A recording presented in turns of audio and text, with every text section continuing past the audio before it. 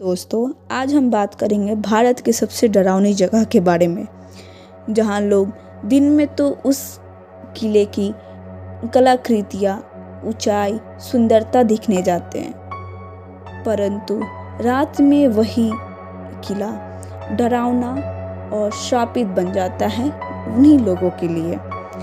वह जगह रात में इतनी खतरनाक हो जाती है कि जो भी उस किले में रात में रुका वो कभी वापस ही नहीं लौटा।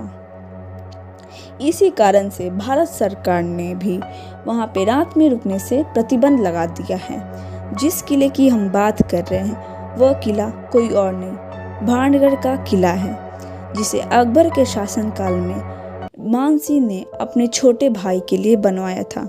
इस किले में लगभग 200 से भी अधिक घर थे और 3000 से भी अधिक लोग रहते थे, परंतु एक तांत्रिक के श्राप से वह सारा महल, सारा किला श्रापित हो गया और लोगों की मृत्यु होने लगी।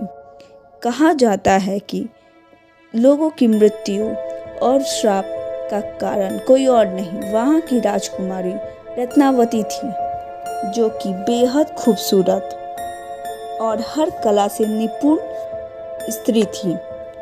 उनकी सुंदरता और कला को देखकर कोई भी पुरुष उन पे मोहित हो जाता था और वही खूबसूरती उस किले की बर्बादी का कारण बना। उन पर एक तांत्रिक की नज़र पड़ी, जिसे वह राजकुमारी को पाना चाहता था और उसी की लालसा में उसने राजकुमारी को पाने के लिए साजिश रची। एक बार की बात है, राजकुमारी को इत्र लगाना बेहद पसंद था और उन्होंने इत्र लाने के लिए अपनी दासी को बाजार भेजा था और यह बात का पता उस तांत्रिक को चला। उसने धोखे से उस इत्र में अपने जादू का असर छोड़ दिया, जिससे वह इत्र सूंघते ही राजकुमारी उसके वश में हो जाएंगी और वह उन्हें पा सकेगा, परंतु हो उसका उल्टा गया। राजकुमारी को भी तंत्र विद्या का ज्ञान था।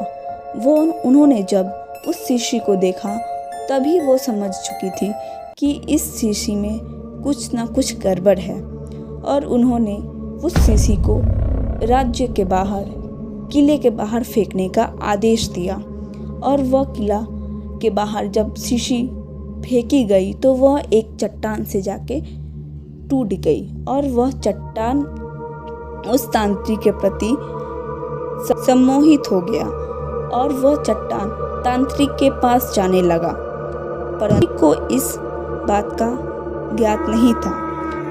और जब तांत्रिक ने उस चट्टान को अपने करीब आते हुए देखा तो उसे लगा कि वो राजकुमारी पत्थर पे बैठ के उसके पास आ रही है, तो उसी लालसा में उसने पत्थर को आदेश दिया कि वह उसके सीने पे उतारे, जिससे कि वह पत्थर उसके सीने पे आके रुका।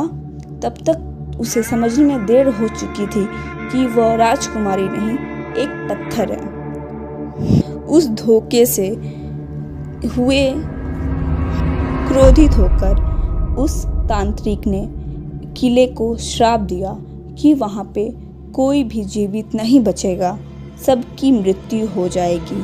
और ठीक उसकी मृत्यु के कुछ दिन बाद ऐसा ही हुआ। वह किला धीरे धीरे सुनसान होने लगा और वहाँ पे मृत्यु होने लगी। तब से लेके आज तक उस किले में कोई नहीं बस पाया। जो भी बसना चाहा सबकी मृत्यु हो गई और इसी सब के कारण भारत सरकार ने भी उस पे किसी भी व्यक्ति को रात में रुकने से प्रतिबंध लगा दिया। और कहा यह भी जाता है कि जिस व्यक्ति की उस किले में मृत्यु होती है वह कभी भी मुक्ति नहीं पा सकता और वहाँ पे वो भटकती रहती है, जिस वजह से वहाँ पे कई आत्माओं का घर बन चुका है।